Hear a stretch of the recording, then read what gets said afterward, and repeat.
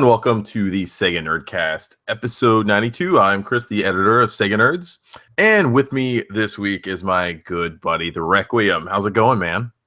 I'm doing very well. Face is a little warm, but I'm doing okay. Yeah, I'm sure you usually don't sit around your house in your costume, do you? That's actually where you would be wrong. I usually just wear the mask and nothing else. I just let myself sweat out. It's amazing. Well, I see you're celebrating the Cowboys' big win today by wearing their uniform. Yes. I've got my Jason Witten jersey on. It's old as hell. Breaking apart. You can see it's all cracking and breaking off. My daughter that uniform looks like it's seen some game time. I'll tell you that. Yes, game time. As in beer drinking and swearing time this year, anyway. So anyway, we have a really good show for you guys. You probably know, I mean, we're scrounging around trying to make the best of it, really, because there's not a lot of news out there. To be honest with you, there's just not a lot happening. Really, there's not a lot happening with Sega in the United States very much these days. But we do have some news. Some Valkyria Chronicles news dropped, and we also have a little news about a game called Bubsy, which has been making some news this past week. Did you actually see the iRetroGamers Bubsy video by any chance? No, I did not see the video. I have seen the announcement kind of float around social media and things like that. I did not see their video, no. It was good. I watched it, what was it? Maybe Friday morning, I think, when it came out, or Thursday morning. But they are doing a new lighting style, and it looks pretty good. Definitely looks a lot better than our lighting setup that we got going on right now, which is lighting person. We have our lights off and we're using our monitors glow on our faces. Yes. I thought you meant the lighting for your Room of Doom video. I thought you were calling me out for my lighting for that. No, that was expertly well done. You're a craftsman. Okay. Yes. But after we get through with the news, we have a fun feature discussion. Basically, to celebrate Thanksgiving, we don't want to just talk about what we were thankful for because, that's boring. What we've been doing. Lame. Yeah. So instead, we're going to talk about kind of obscure, non-traditional football games. So it's not going to be like the NFL 2K games or the Madden games on Sega platforms. We're looking at games that aren't your typical either football game, they have a twist on it, or it's just not your typical Madden, setup of a game. So we'll get into that in a little bit. But first, I guess we should get in the news, right? Sure. I mean, you wrote the outline. I think that is what's next. Yeah. So, like I was saying before, Sega announced, we kind of knew this was coming because there were some trademark leaks, I guess you could call it, in Japan for Valkyria Chronicles or related to Valkyria Chronicles. And I'm not sure if this is going to be the official name of the new Valkyria Chronicles game, but it sounds like what the name is that when you translate it from Japanese to English. But I don't think Sega has actually announced what the name is going to be. But it looks like Valkyria Azure Revolution is going to be coming to the PlayStation 4, as well as a Valkyria Chronicles Remaster of the original game. They're both going to be coming out on the PlayStation 4, which is some pretty big news. This is going to be, I think, Sega's only their second PlayStation 4 game. Isn't that right? Yeah, I think so. I was just thinking about that earlier. Other than Alien, I think this will be their second one. Well, they did have Yakuza in Japan, and I don't know if we can really expect either of these to come over to the United States anyway.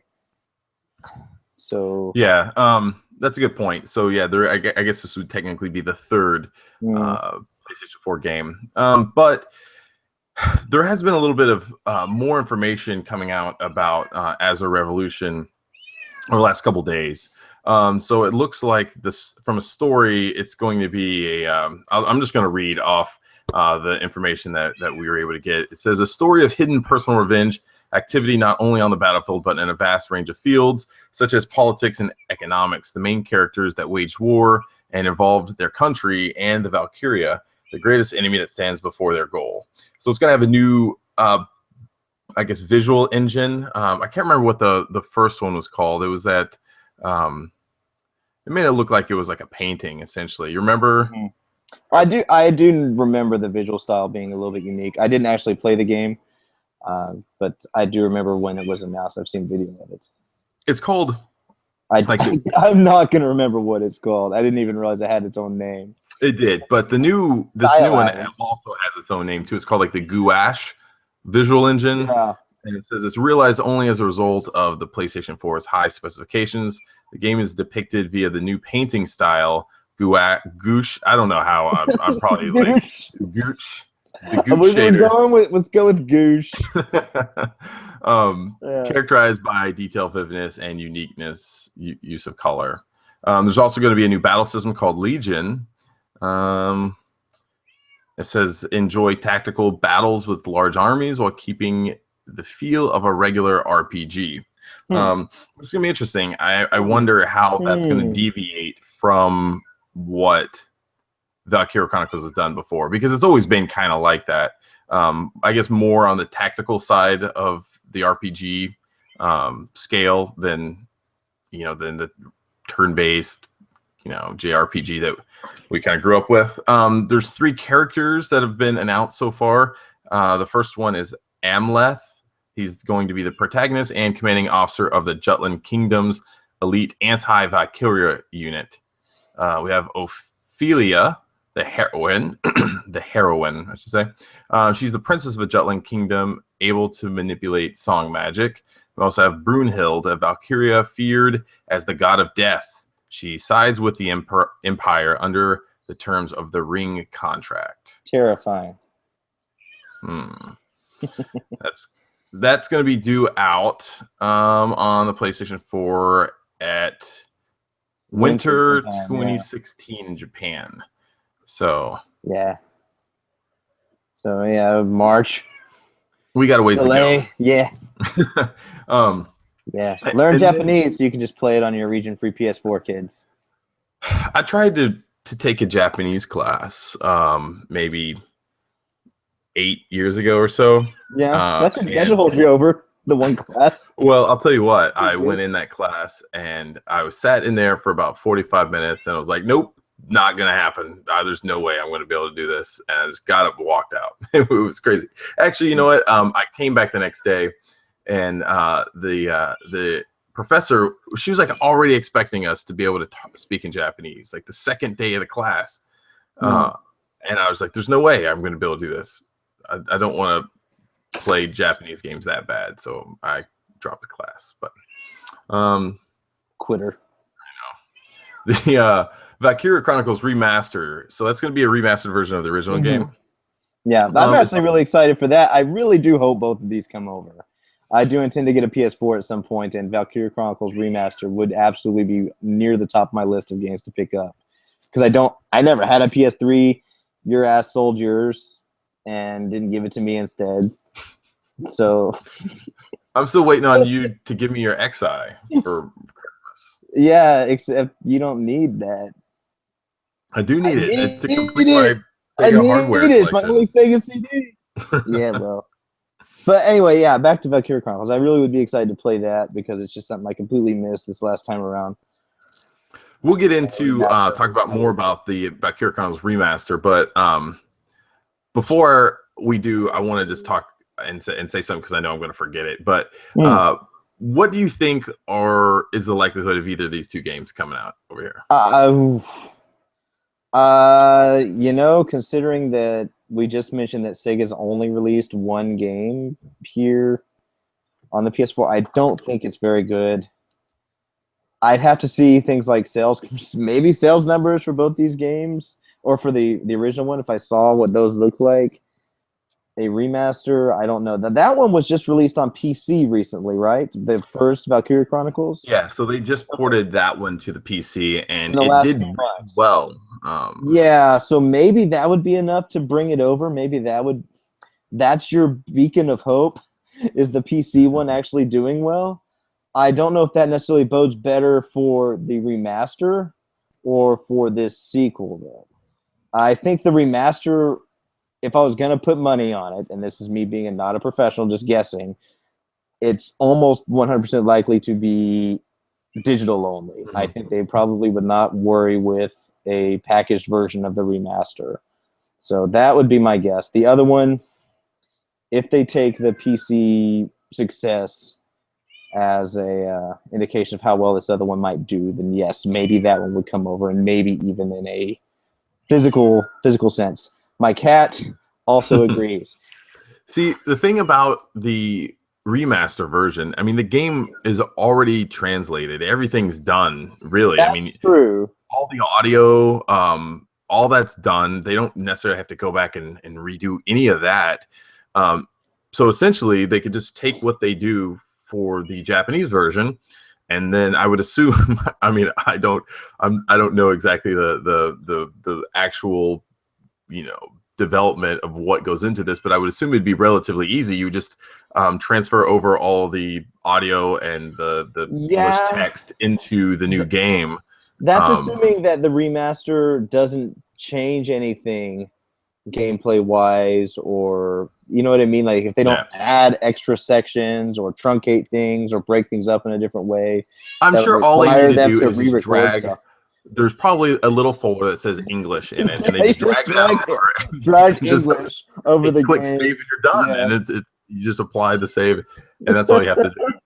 I'm sure that it's as simple as that. That's what Phantasy Star forced Alon to get to the United States. They had to develop drag technology, drag and drop English onto Phantasy Star 4.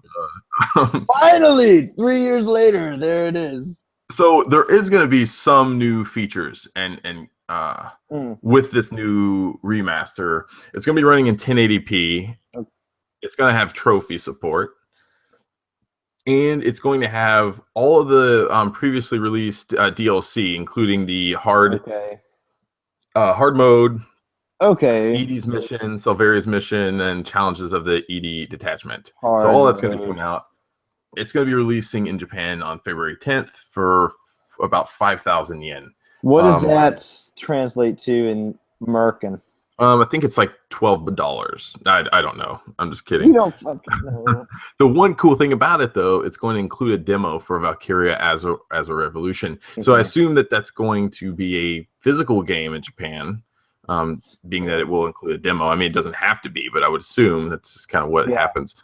That's cool. Like you said, I highly doubt if it does come over in the United States, it's going to be a physical package. Okay.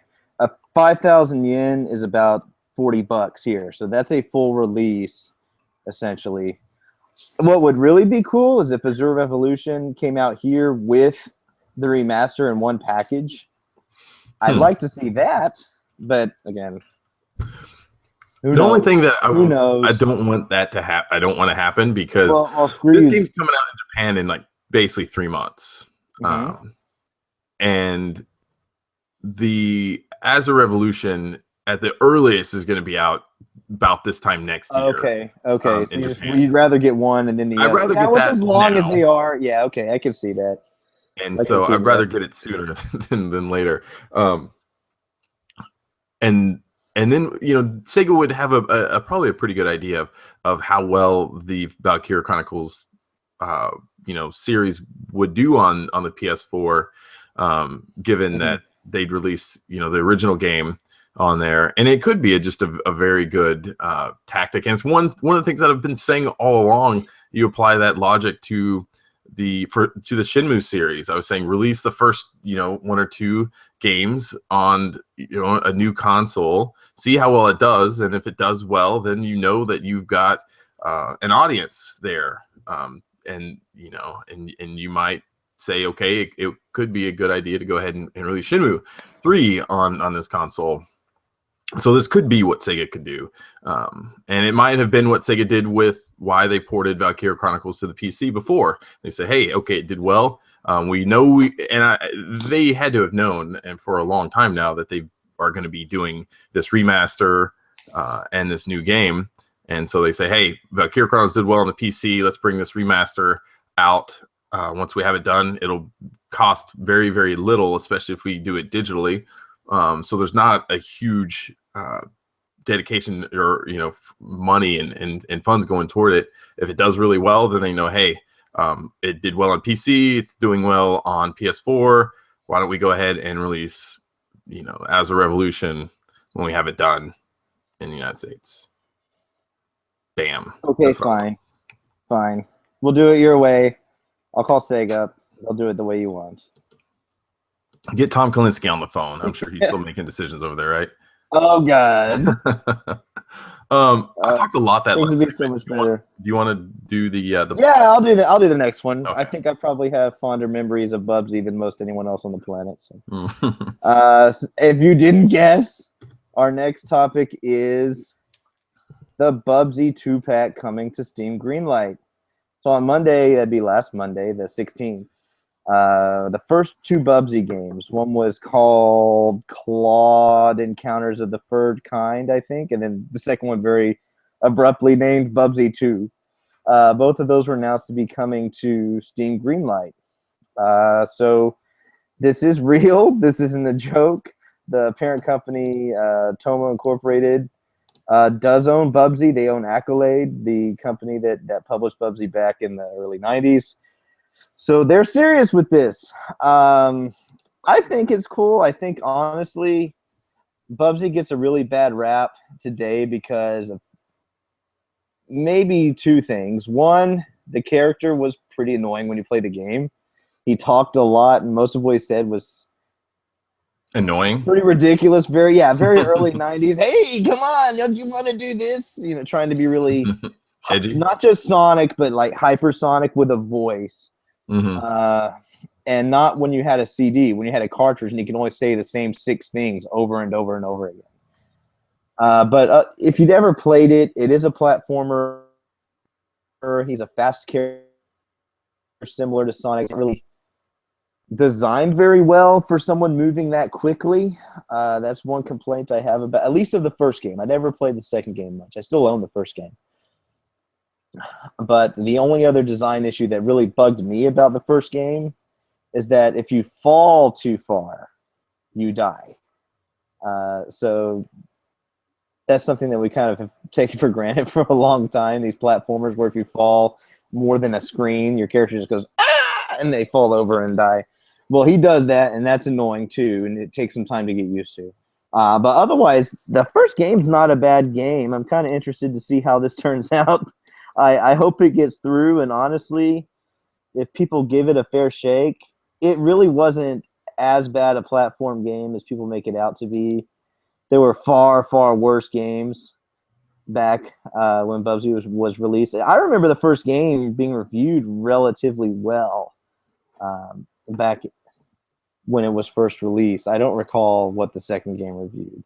So maybe people will enjoy this one. Who knows? If you can find YouTube videos of the first one all over the place, people making fun of it. And it's a fun game to make fun of. It's very early 90s. The character is very early 90s. And it's admittedly not as good as the Sonic games or some other platformers on other systems. But it's still... It was a decent enough Sonic-like game. So, that's... I mean, I don't know what else you want to say about it. I remember in the news several months ago, one of the creators of Bubsy, his name's Mike Berlin, I think was his name. If that's how you pronounce it, Berlyn. He was fighting cancer and had a what would you call it? A GoFundMe campaign to help him do his radiation or chemo or whatever it was. And looking up on him, because I was like, well, how did this? What is he involved in this at all? I don't know necessarily if he is, but looking into it, it looks like, according to Wikipedia at least, he is cancer-free as of September 15th. I thought you were going to tell me he's dead. No, I'd be laughing so much harder right now if he was dead. No, he's alive, but I don't know if he's going to be involved in this at all. Some other games that he worked on a version of Zork. He worked on Bubsy 3D, which was really where the series jumped the proverbial shark. Some say that's why he got cancer. Yep, that's God said. Yeah, so he's got a pretty long list of games that he's worked on.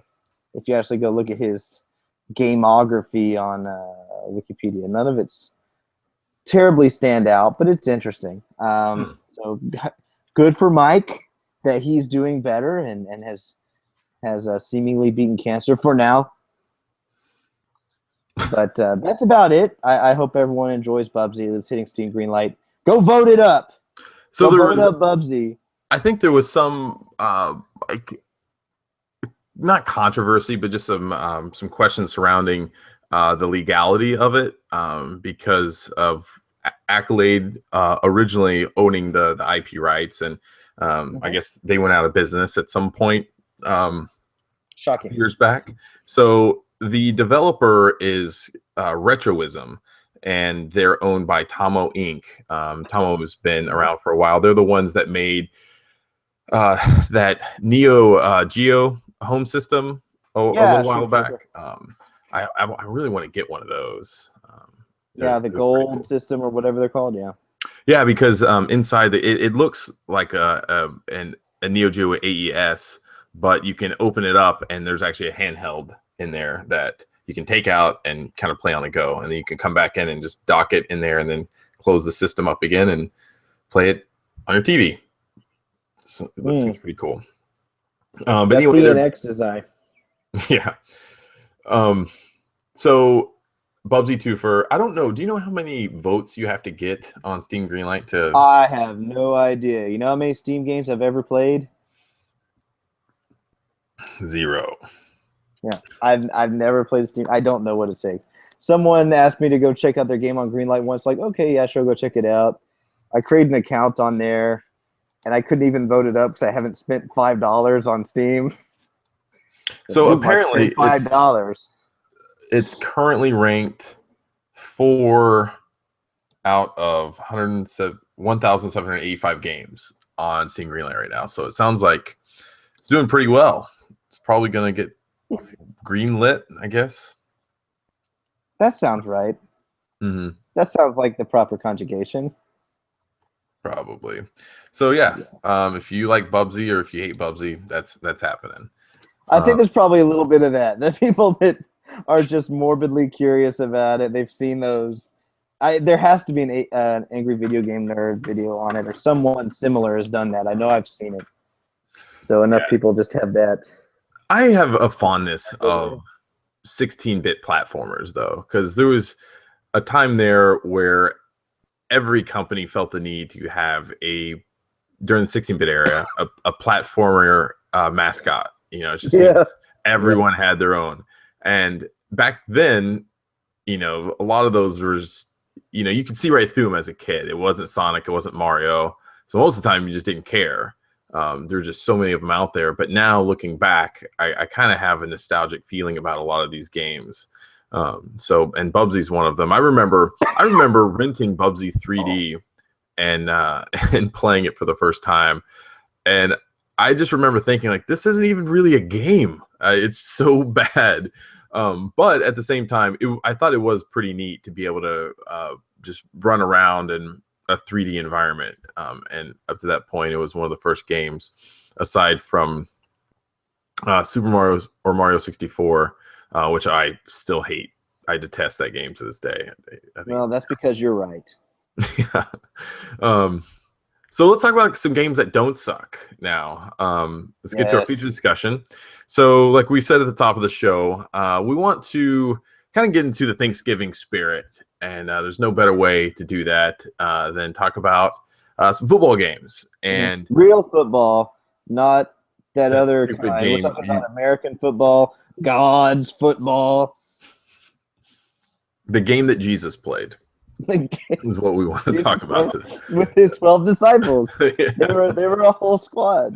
Well, Jesus was the coach, and okay. Or he was the all-time quarterback for both teams. Well, Judas left at one point. So it was them against the Romans, whatever you want to call it. The Romans had some great defense, though. They were great there. Right. So we wrote down a bunch of games, and we're gonna just kind of go talk about them and talk about our memories about each of these. So Requiem, I'll let you start us off first. Oh, okay. Well, I was going to talk about the the two Master System football games. All right, well, I'll start off then. What? I can do that. Okay, all right, go for it. You know, Master System came first. Yes. We'll go chronologically. I don't understand this confusion. Okay, so yeah, Great Football was the first Master System football game. And like some other football games that came out back in the 80s, they didn't have the way it worked quite worked out yet. When you play a one-player game in Great Football, you only play on offense. You don't actually play on defense. And you start out the game like 21 points behind, and the objective is to score more points than that by the end of the game. By the time runs out, the opposing team will never score more points. It'll just be kicked off to you, and you get, like, I want to say, 4 downs. If you don't make 4 downs, it kicks you back or something. There's some weird penalty for not making your first down, but it wasn't that you turned the ball over because the opposing team never got the ball. So I've got it here too. Jesus Christ. Well, I'm trying to do something while you're talking. I'm trying to all right, fine. The show. So, honestly, though, if you played 2-player, you would alternate off. You would one person play offense or play defense. It had some decent enough tunes. You played the game left to right, like Tecmo Bowl, so not up and down like Madden, if you're familiar with football games. But honestly, it was okay. When I was a little kid and we got this game and we got Great Basketball the same day, we went to whatever store we bought them at. I played football a lot more. It does not actually have NFL teams in it. It's got approximations like, I can't even remember what they are. The Gophers and Piranhas or something. The Cubs. The Cubs. And they always lose. They will always lose. Interestingly, though, this Great Football is pretty much the same game as Sports Pad Football, which was another Master System game designed to be used with the Sports Pad. So if you had a Sports Pad, buy the Sports Pad version. I think there was a very minimal change. The Sports Pad version had a different logo in the center of the screen or the center of the field. Like in Great Football, it's a map of America at midfield. And in Sports Pad Football, I want to say it's an eagle at midfield. So 2 completely different games. You should buy them both. That's really about it, unless you have something else to say about Great Football. I've bought my copy of it again in the last year or so, and have played it since on my Retron. But I still enjoyed it when I played it several months ago. I will. I'm running a video for it. So we have the Bucks, Wildcats, Boomers, Gators, Knights, and Beavers. Okay, so see, this is the kickoff, and for everyone that's just listening, I'm sorry, I'm describing something that you can't see. But and this is the way every single thing starts. This guy, okay. And then you pick your play, and it'll cycle through all your plays, whether you like it or not. Okay, so you got to get past 32. I don't remember it being that high. And basically, you hit a button when it highlights the play you want. But it will still cycle through them all. That way, if you're playing 2-player, the opposing player doesn't see which one you picked. That's pretty smart. Okay. Yeah. I'm going to read the back of the box too, because back in the day, that's all you could do, especially with the Master System, because the front. Well, when you had a Master System and you wanted a football game, until Walter Payton came out, this is the one you bought. This was another one the football game on the Master System. Yeah, this was the first one. So it says, playoff fever grips you, and no wonder. You're the driving force that can take your football team to the top in this rough and tumble contest between the leagues. The outcome of the game is in your hands. And as the quarterback, you select the plays, line up the formation, call the signals, and carry the ball. Cut down your opponent with deadly blocking, intercept a pass, make a flying tackle. All you need is skill, strategy, cunning, and nerve for nonstop action that charges across the screen. You decide to pass. It looks good. Touchdown! Great Football, the Mega cartridge. Anyway, so if you're watching, you can tell it's not great. If you're not watching, you can hear what I'm saying. It's not great by today's standards, but when it came out, it was pretty good. I enjoyed it more than 10-Yard Fight, which is probably the most comparable football game out on the NES at the time. Which was a much different viewing angle, right? Wasn't that more of like a top? That one was vertical, yeah. I think that one was vertical, but I think that one may have played the same way. I think you only played offense in 10-Yard Fight also. Okay. I don't think you played defense if you're playing one player. I may be wrong. I didn't spend that much time with it, but it seems like that was the case. So anyway, I can move on to. I don't really have much else to say about Sports Pad Football. I haven't played it. I just know what it is. My brother has it. Probably isn't much my more understanding is that's the same. Yeah, I mean, I imagine it's the same. You just play with the trackball controller. Walter Payton Football. Unfortunately, I don't have a copy of this game, but it was the next game that Sega released. So both of these games were, or actually all three if you include Sports Pad, all three of them were developed by Sega. And it is a much, much better game. Tecmo Bowl on NES is really good, but honestly, I would say this game, Walter Payton, is at least as good as Tecmo Bowl is. It plays vertically. It doesn't play horizontally like Tecmo Bowl does, but it looks great. It plays more like the earlier Maddens played, and it's a really, really, really solid game. There's only one or two flaws in it, and that against the computer, there are a couple of plays. If you play them in a particular way, they'll fall for it every time, and you can get pretty serious yardage on it. And you can see, if you're looking at the Moby Games thing, it was called American Pro Football outside of the United States. It didn't have the Walter Payton license on it. Oh, let's see if I can. It has some pretty cool. You can see like the title screen and all that sort of thing. It has some really great visuals to it. Wow, that's a horrible title. Is that the title screen for American Pro? Okay, well, all right. All right. So, yeah, we're looking at it again for everyone on YouTube. Otherwise, if you're listening, sucks to be you. Let's see. How are you going to... Wow, this person's really taking some time here trying to figure out what they're going to decide. Yeah. So there you go, some Mode 7 rotation right there. The field. Buffalo. Oh my gosh, cats! Cat! Shut that pussy up. I'm gonna pound it after we get done on this football talk. So there you go. See, the computer actually plays on offense in this game. But it was really, really a lot of fun. I played this game so much with my brothers. My older brother was a huge Walter Payton fan. He had like the Walter Payton book. And do you remember the defensive plays actually doing much?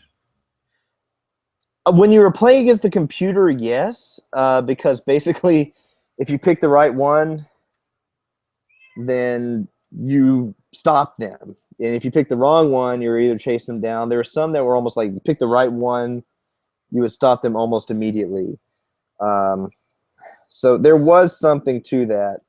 Playing two-player, because the computer offense always did everything on autopilot, if the second player saw what you were doing, you could respond to it a little bit differently. So now, a lot of people, if they're watching this, are probably watching it. The kicks, those are really fun. Really unique way to do it. Oh yeah, and there's the glitch where they run over. I don't know if anyone saw that. They run, actually, the animations run over the goalpost. So I gotta get this game, man. I love Walter Payton Football. Watching it right now, it was good. It was a good game. Was that idiot? What is he doing? So if people are watching, he for Buffalo, he's stupid. This is pretty much how the Super Bowl went back in like '94 or '92. We're watching Dallas play Buffalo on the YouTube video. Anyway, now, if you're looking for go ahead. I was just gonna say, if people are watching this, it obviously looks pretty bad by today's standards. But I remember back in the mid to late '80s playing football on Atari, and it would literally look like a couple, a bunch of stick men running around the field throwing a brick. And this like blows it out of the water Yeah. from what I was playing. So had I been able to play this when I was a kid, we didn't have a Master System. We didn't get an NES until quite a bit later. But so I was stuck with Atari for the longest time. But if I was able to play this back then, I definitely would have enjoyed it. I know that just by looking at it, it would have been awesome. And you're not hearing it from what we're talking, but the sound in the game was really good too. There was decent crowd noise. The music was really enjoyable. This was back when sports games still had music in them, so back when they were a little bit more fun and not so simulation-y to me. They were more fun when they're like that. But yeah, I'm looking at this again and just really missing this game. So, all right, lots of fun. So those are the Master System football games of note, and those are all three of them. All three? That's all three. Tag, you're it. Oh man. All right. Well, let's see. Let me get out of here. I don't know what I'm doing anymore. So I guess I was going to take yours, yeah, because you wanted to talk Mutant Football League, but I'll go ahead and do that. That was mine? I thought you said you wanted to talk about it. No, you just bought it. Why would I be talking about it? I don't know. So yeah, I did buy the game, but I can't find it anymore. It's still in the box somewhere, and the problem is I've been buying a lot of things. It's almost Christmas, so I've been buying a lot of things, and I'm giving it to my son. I was telling you, I think before we started the show. Shit! He doesn't listen to this, does he? No, he doesn't listen to it. Good for him. Yeah, no, this isn't a kind of podcast I'd let my son listen to, especially at 8 years old. Yeah. But so he's really into football these days, and he wants to play. He watches it with me all the time, and it's really awesome. And I wanted to get him a game that I loved playing when I was a kid, and a game that we could play together. And you sent me a link on eBay, like you love to do. Whenever you can't buy something, but you want someone to buy it, you always send those links to me. No, it's not that I want someone to buy it. It's I send you stuff and I'm like, this is a good deal. I wish someone that I loved and cared about could take advantage of this deal. And that person can't be me right now because I'm poor as fuck. But for some reason you're not. So like, I'm just probably way worse with my money than you are, and I'll just be like, okay, I'll buy it. I don't think so. I go to McDonald's. I'm like, I can't eat today. I just need to get a glass of water and leave. Ask them for a free water and then leave. Yeah, can you give me some plasticware and some ketchup, some salt packets, some ketchup and salt. So Mutant Football League was released. I got it for Christopher. It's gonna be a game. It's gonna be his Christmas present. One of them. It's gonna be a game. And I'm looking forward to playing it. It's also an excuse for me to buy a $30 Genesis game off eBay. Hey, it was a complete version of it, right? It didn't have everything, right? Yes. From the pictures, I've not actually opened the book yet. Or the box yet. But yeah, $30 for, I mean, usually you see this game for about that as cart only. Yeah. I see a lot. Actually, I just saw it at the mall yesterday, oddly enough. There's a little retro game store in the mall near me where I go get my haircut, and in the glass case there it was for $29.99, and I laughed because I was like, I bought a complete copy for that much. So yeah, and I just made fun of my friend who helped me do that. I'm not making fun of you. I'm just laughing at the fact that you always send me links for me to buy things that I can't say no to. I'm not an enabler. Yeah, right. So Mutant League Football, released in '93 by Electronic Arts. Michael Mendheim is the designer, and he's kind of the guy that was behind all the Mutant League games. There was of course Mutant League Hockey, which I'm a huge fan of, and that one is kind of the more probably uncommon and more expensive of the two games released on the Genesis. He's currently working on Mutant Football League, which failed to get kickstarted, but he's still developing it. And it's coming along rather nicely. We've been covering on the site for a long time. But so Mutant League Football, it kind of takes place in this I can't say that word, apocalyptic world, where I guess the human race was mutated and skeletons came back alive. The teams, you have aliens, skeletons, robots, trolls, and even superhumans on it. So it's a little different. Trolls. It's a little different from the traditional. Actually, a lot different. There's a lot different with it, but there's not 11 players. There's only 7 players on the field at any given time. Some of the teams are based on real football teams, but just kind of the names change a little bit. But you have players named like Bones Jackson, obviously is Bo Jackson, based on him. Joe Magician, who is Joe Montana. Scary Ice, which was Jerry Rice. And that's one of the things that's kind of fun about those games. But there was also, when you're playing the game, there were like hazards on the field, which is pretty cool too. There were like landmines and fire pits. And if your player fell in them, they would die. And I'm pretty sure you'd lose him for the rest of the game. Yeah, I think so. I think that they were toast. Yeah, you could do all sorts of other stuff. There was like audibles that you could do where you could trick the other team and kill them. You could like go invisible or have jetpacks and electric shocks and things like that, which is pretty neat. There were 2 versions. There was a pickup game and a full season mode. And honestly, I remember playing this a little bit. I didn't like this as much as I liked Mutant League Hockey. I thought Mutant League Hockey was the better of the 2 games, but I still enjoyed it. I think I rented it a couple of times growing up. I didn't realize this until I started doing research, but EA released it on the PSP as a part of a EA Replay back in 2006. Did you know that? No, I didn't know that. Makes me kind of want to go back and get it. Yeah. I just spilled water on myself.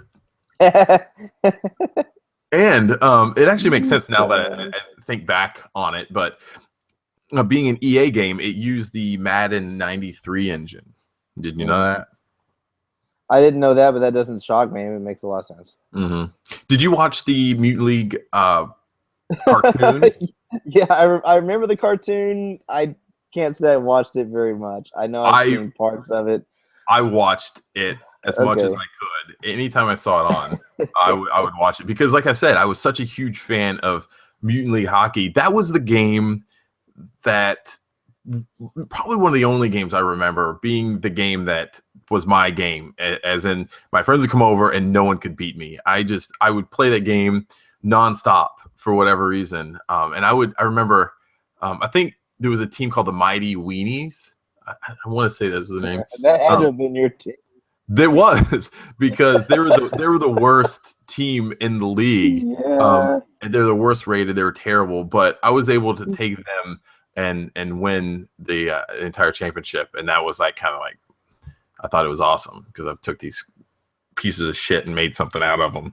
So that wasn't only kind of the crazy football game on the Genesis. It was also Jerry Glanville's Pigskin Foot Brawl. And I'll be honest with you, I don't know as much about this one. Let me see. Glanville. I only remember it coming out, and I think it came in one of the cardboard boxes. I don't think it came in a plastic hard shell. It was one of the. It may have even been an Accolade game. I don't remember. Like Bubsy came in that same box. But other than that, I don't remember it being very good. Okay, is it a cardboard box? No, it's not cardboard. It's a plastic. Oh no, it's Razor Soft. Okay, so it is bad. So we have confirmed that it's bad. The weird thing about it is it plays. It's not like football. It doesn't really play anything like football. It almost feels more like rugby in a way because there's no downs. It's just a constant play. So it's football. Right. It's really weird. It may have been designed as rugby. I wonder if it was released internationally as something else. So here you go. You're basically just running Actually, around. it looks better than I thought it would. That doesn't look that bad. No, it looks. I mean, it's all janky from the video, but that's not. If it was running smoothly, it'd be okay. Oh, whoops! I needed it. There we go. Now our viewers can actually see it. It actually, I think it was. What wasn't it an arcade game that they ported? If it was, I don't remember seeing it. It certainly looks like it. Could have been. The back cover says, combining the most ruthless elements of American football in a brutal street fight, Jerry Glanville's Pigskin Football will assault you with a whole new level of sporting mayhem. Spikes, spears, and swords are essential gear as you suit up for the world's #1 selling sport arcade hit. It was an arcade game. Okay. Well, yeah. I don't see what Jerry Glanville has to do with any of this. Well, he has a quote on the back of the box. Would you like me to read it to you? I bought my highly game. doubt Jerry Jerry Glanville. Glanville said this.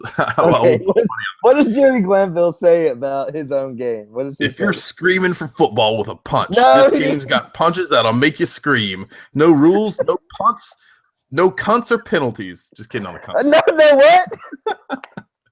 Didn't say that. No.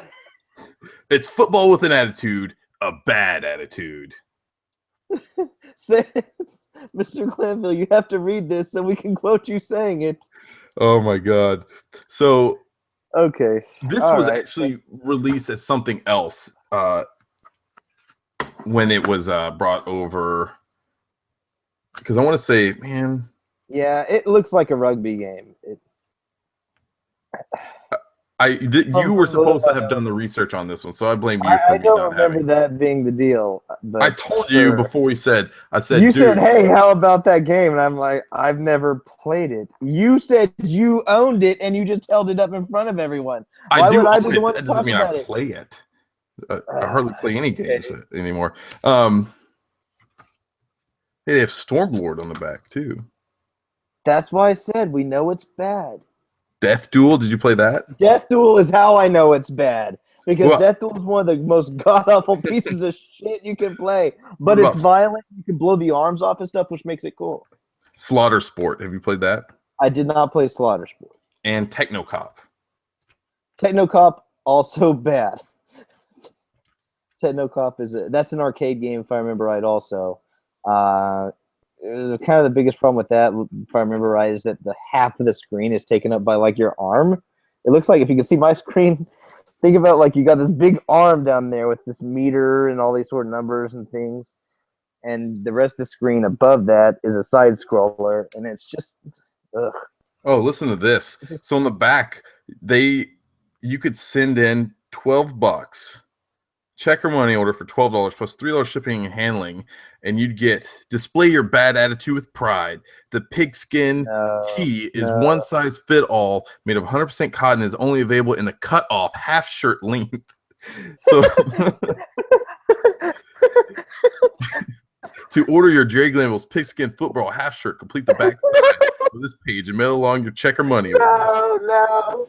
Oh god. Oh, man. It actually says, that's so funny. I want one of those so bad now. P.S. If it's not a perfect fit, cut it up and tear it any way you like. We prefer the eBay. Oh, that's great. I have to see if anyone's selling this. The weird thing is, they want to know your order form in the back. Has all the normal stuff like name, address, city, state, zip, telephone, and then birth date. That's kind of odd. So, like, oh, you're a 12-year-old boy. I want to come to your house. Yeah. With Jerry Glanville. Oh, man. I have to see if someone is selling this. I want to see you wear that. That would look... If I have one, I will wear it. But all right. Well, I'm not going to take up podcast time for this, but... oh, my God. If anyone has one and wants to see me wear it, get in touch with me on Twitter. I will pay the money to Chris will pay buy for it. I will wear it. I will keep it, and thank you. I want to see an unboxing, and then just give me a box with a shirt coming out of it. Oh, so, look, there's little foam peanuts in the box. Oh, there's a packing slip in the box. The game was called Pigskin 621 AD. It was an arcade game released in 1990 by Bally Midway. Oh, okay. So I did your research in about 2 seconds. All right, thanks. Good job. Good luck. So back then, though, this was back in the day where if you had a sports game, it had to have some sort of license attached to it. Like they couldn't get, a lot of these games couldn't get the NFL rights, so they would just get some sort of NFL player or coach. I mean, Sega was really notorious for doing this back then with all sports games. And so that's how Jerry Glanville. I don't know why Jerry Glanville. Maybe he was just the cheapest coach they could get back then that still had some sort of decent name about him. I mean, he doesn't even. He's not even on the. Look at the cover of the box. Like it has this, and then just Jerry Glanville's up there, looking like he doesn't know what the hell's going on. Just staring in your soul with those dead eyes. Well, what else do we got? Is it your turn now? We've got the Sega CD one. I'll take the Sega CD one. Okay. The San Francisco versus Dallas. Which I have right here. Okay. Well, again, one I haven't played, but I'm familiar with. I think I've seen it played because I remember essentially how this works. Of course, you know, as everyone tells you, every single Sega CD game was a full motion video game, which is wrong, but still everyone will tell you that. This particular one does happen to be a full motion video game. But what you do in this game is you can only play as either San Francisco or Dallas, and you pick the play, and it's a coaching game. You basically just call the play, and then you'll watch a FMV video from real games of Troy Aikman dropping back and throwing a pass and doing whatever, and you'll watch the video of generally the play you picked and whether or not it succeeded. And that's it. That's the whole game. You pick the play, and it shows a shitty little video of a play being executed. It's okay. You can toggle full screen video, which you couldn't do with most Sega CD cool. games. Yeah, I mean, I'm sure it's grainy and horrible, but actually showing up full screen is cool. Yeah, you're right. Most of them were a smaller frame. Troy Aikman had a great ass back then. Oh, god damn, did he ever? But, yeah, so that's how they decided to adapt football to the Sega CD. Is they just took actual footage and threw a coaching simulator on it, or a play calling simulator over it. And, again, you could only play as those two teams. I think it was like Joe Montana's 49ers versus Troy Aikman's Cowboys. So, like, those two eras. Which really didn't play each other that much. I don't remember exactly how much overlap there was between Montana and Aikman when they were both good. It usually resulted in the playoffs. Yeah. Yeah, hard to remember, but... well, they had to play each other sometimes to get this footage. So. Yeah, no, they definitely played each other. Absolutely. I mean, it wasn't that they didn't play each other. But they could have picked, like, video from 3 years prior. If Montana's just dropping back and doing whatever he's doing, it doesn't matter where they pull the footage from. It could be just hodgepodge together. And I think it certainly seemed like it was hodgepodge together like that. Mm-hmm. If I remember right. Yeah, so I don't know if this was a digital pictures game like so many of the other full motion video games were. It would seem like it would not be, because so many of those digital pictures games were actually older, like 5 or 6 years older, and then they just happened to finally get released on Sega CD. I don't think this was this. I mean, it has the Sega Sports label on it, and I don't think those other ones did. Okay, so that Let me see. I'm flipping through the. Recapture all that glory with Sega's NFL's greatest San Francisco versus Dallas, which brings some of the NFL's most exciting football ever back to your TV screen, complete with play-by-play cheerleaders and thunderous tackles. Thunderous. Trying to see. Let's see here. I'm looking at the Moby page right now. They've got so little information about it. It says you can play it 2-player. I guess that seems like that'd be maybe slightly less horrible to do it that way. But it would seem to me that if you're a fan of either the 49ers or the Cowboys, like you and I are, that it would be a neat one to get just for that. But if you're like an Eagles fan, I was in some retro game store one day, and I was looking around, and it was like $5. So that's usually my limit. If I see like an old game that's complete, It kind of piques my interest, and it's only $5 or so. I'll go ahead and buy it. I did play it like one time. I'm like, all right, this game sucks. Won't need to ever play that one again. Yeah. But it was kind of neat. It's just one of those, like, I don't know, those FMV games have just kind of a weird place in my heart. Yeah.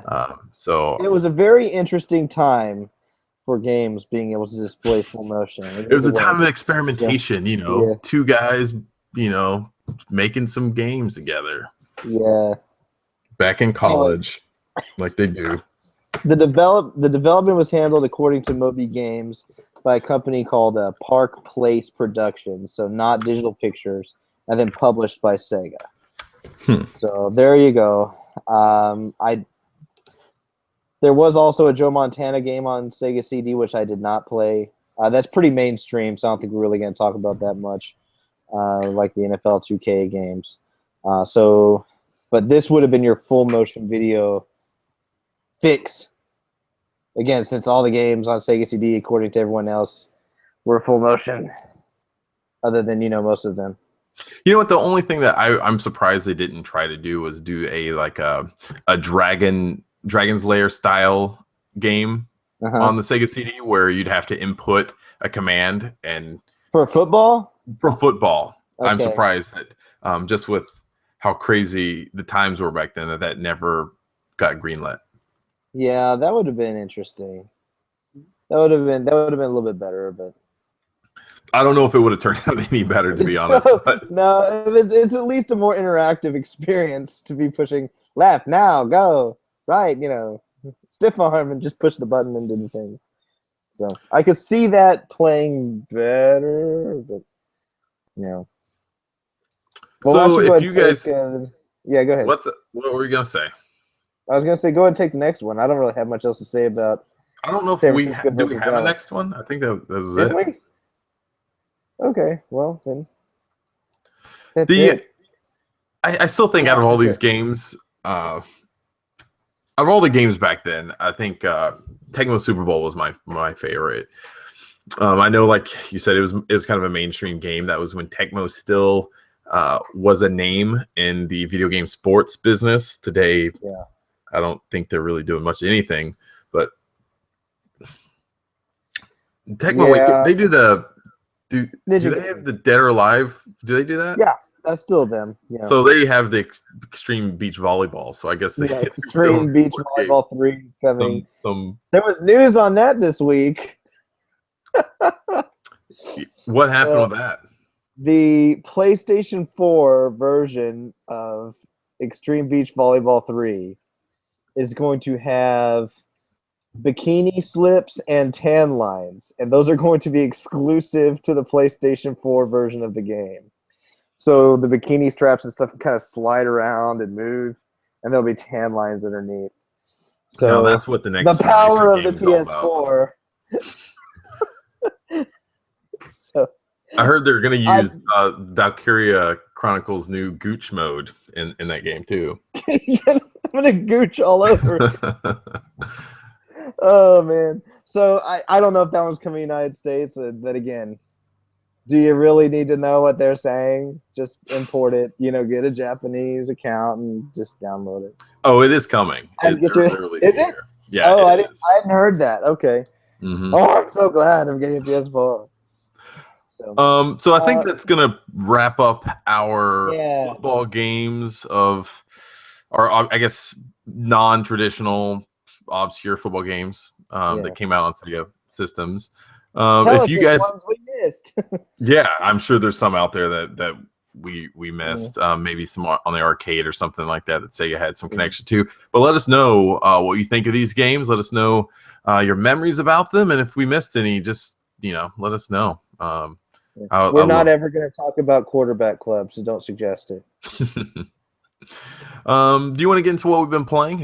I'm sure you've been playing some games, right? Yeah, really. I've been playing lots of kid-friendly stuff because I've only been playing with my daughters around.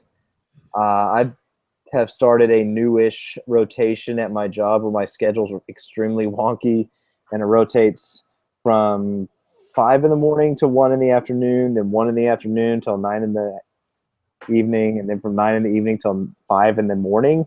Oh, geez. On a weekly rotation. So like this coming week, I'm doing the 1 in the afternoon till 9 in the evening rotation. But so what I'm saying is I'm very tired. So I don't have very much time when I get home. It's really taxing. So I don't play very much when I get home. And if I do play stuff, I'm playing with my kids around. So I've been playing Smash Brothers on the Wii U a lot. I still haven't bought any of the DLC characters for that. I'm still dreading that at some point Nintendo's going to jump on the bandwagon and release a complete version of the game with all the DLC. And it will still be cheaper for me to buy a whole different version of the game than to buy all the separate DLC characters. So I'm still just using the base characters in that. But I'm still having fun with it. My older daughter will play it with me sometimes if I play teams with her because she's terrible. I also downloaded, I don't know if you remember this, the Amiibo Tap. I'll call it a game. It's really more of an app on the Wii U where you can scan an Amiibo and it unlocks essentially a controlled demo of a virtual console game. Do you remember that? It was released maybe 6 months ago or whatever it was. So I downloaded that and started screwing around with all different Amiibo figures that I've gotten, and the ones my daughter has. And it's okay, but one of the weird things about it, like let's say you've got Link and you scan him on there, he may not necessarily unlock a Zelda-related game. He may unlock Balloon Fight. That's weird. And what the fuck? Why would it do that? And the reason for it is because what game is Rob the Robot going to unlock? Is he going to unlock Stack Up? Is he going to unlock Gyromite, which aren't there? And, like Sonic doesn't have a virtual console game on the Wii U. So when you scan him, it just unlocks, it's Mario 2. So, well, that doesn't make any goddamn sense, but okay. So I guess that's why they did it. I think it's probably randomized when you actually scan your own guys. But anyway, I would say that it's interesting. It gives you at least something else to do with those things. But if you own most of those games, and I really do own most of those in some way, shape, or form that I care about, it's not that big of a deal. But if you just want 5 minutes to play, if you only want to play Zelda 2 for 2.5 minutes, then it's a great way to play Zelda 2 for 2.5 minutes. Other than that, I've also been playing Disney Infinity 3.0 with her. She's probably the biggest Star Wars fan in the house, and my older daughter. And so we've been playing that. We got the newest She's the one. coolest one. Yeah, I guess so. And that's not to do with anything with me. I'm not a big Star Wars fan. I don't particularly care for it that much. It's fine. But she just very organically came upon it at school with friends and decided that it's something she really enjoys, and she really enjoys the movies. So we've been playing a lot of that, and I've been playing 3D Thunderblade on my 3DS this week. I bought it pretty recently and been putting some time into that. I've enjoyed it. I think it is one best suited for the arcade.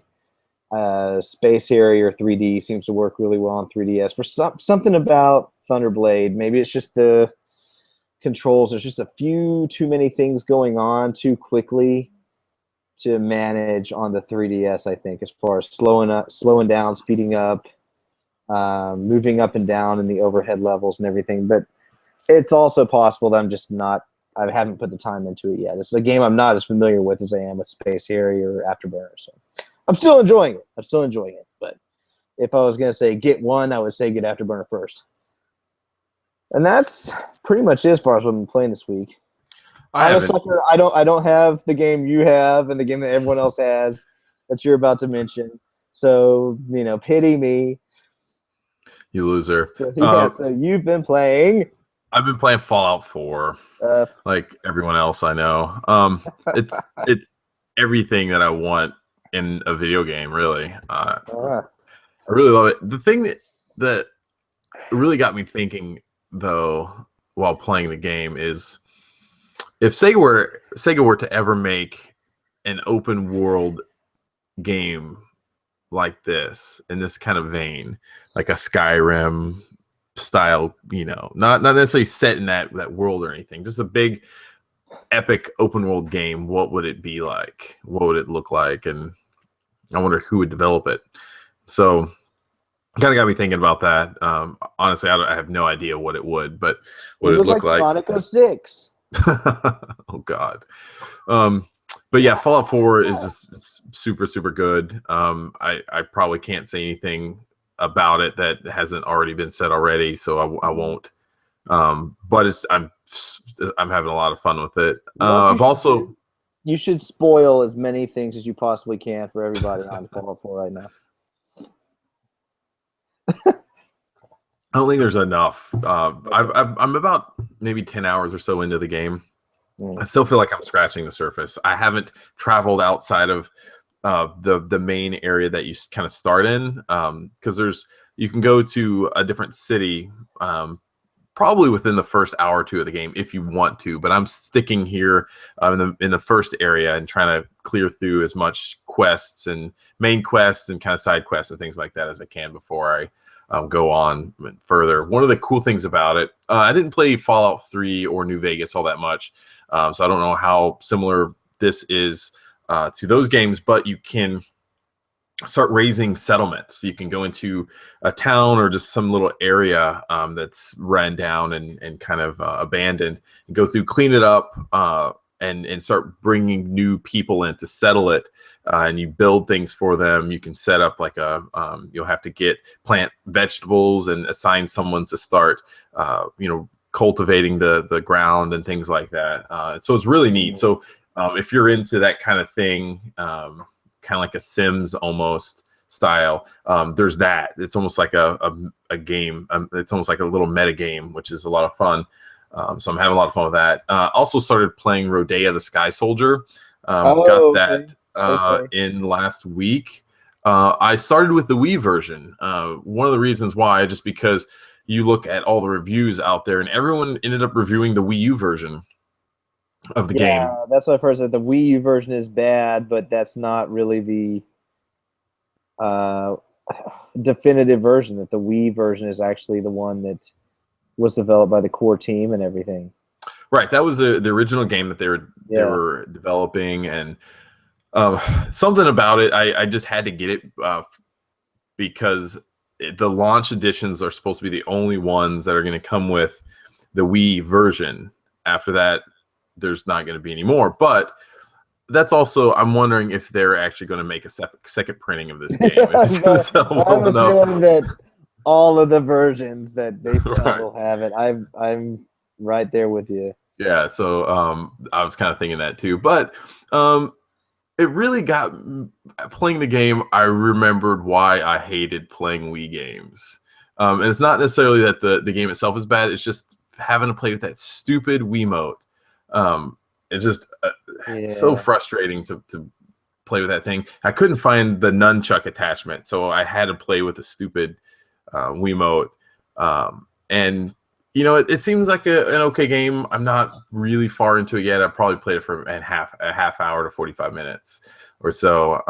And in some instances, I do kind of get a Nights into Dreams feel to it, especially when you're you're really getting into some flight and things like that. One of the kind of weird things about it is, at least right now, I don't think you can just have kind of like a free flight mode. You basically have to point reticule on the screen and press the B button to target where you want him to fly. So he flies there, and you can keep targeting around it if you can find an object or a platform that's close enough for him to target and fly to that. You can't just target something that's way in the distance. It has to be a certain close distance away from you to be able to successfully target something and send Rodea to that point to be able to go in flight. And sometimes I'm just wishing, like, man, I wish it was more like Nights, where I could just fly around freely and really explore the world that you're set in. But I'm like I said, I'm not that far in the game, so I don't know if you can do that further on. And I didn't really read a lot of the reviews. I just wanted to kind of play the game myself and kind of formulate my own opinion on it. Once I play through the Wii version, I want to play the Wii U versions, just see the differences between the two games and see which one I end up liking more. But I definitely need to find that nunchuck attachment and see if that makes the control a little better or not. So hopefully next week I'll be able to report more on Rodea the Sky Soldier. So. Yeah, and hopefully next week I'll have that shirt and someone will send it to me. I want to see you wearing your Requiem mask along with the shirt. With the shirt, okay. If I can't find it, I'll wear my Sonic 3 sweatshirt that I got. I wonder if Jerry Glanville's on Twitter and we could message him. We just ask him. Hey, do you got any more of those T-shirts, Jerry? I'm sure a retired coach that doesn't give a fuck is on Twitter. I'm sure. I'm not sure. I suspect he's still alive. I haven't heard anything about him. But Jerry Glanville. I don't think that's our best bet. Yeah. Maybe maybe I'll just send in a check and yeah, just send it. Like, holy shit! Yeah, we still got some of those in the closet back there. Fuck. We finally got a form after all these years. Oh man! Razor Soft half shirt offer. God, Oklahoma City, Oklahoma. Sorry, no CODs is what it says. Okay. Back when that was a thing. Do you accept PayPal? What? All right. Maybe we can get Tomo to bring this game back. Yeah. So, anyway, I think that's going to do it for this week's show, fellas. Yeah, I think so too. My computer is going dead very quickly. It's like you can almost watch it count down. I do want to say, looking at you, if you're listening to this, do yourself a favor and just go watch the video, because the Requiem is wearing this great mask throughout the entire show. What's funny is your eyes look like mouths. I think they just look like two big lips. Okay. All right. I'm envisioning just two mouths moving on your face as you blink and you move around. That's what I see. Typically, these are completely covered over. I do have a thin cloth that look like lenses that you can put on underneath this, but I can't read through it. I couldn't read the outline, so that's why I'm wearing the very simple rimmed version that's like a cutout, so I can still see through it. I love it. This is my Requiem mask. It's what I wear all day, all the time, with everything, so it smells. That is hilarious. All right, well, that is going to do it for this week's show. We will be back next week, or the week after, or the week after that, maybe next year. That's going to do it. Happy Thanksgiving, everybody. Travel safe.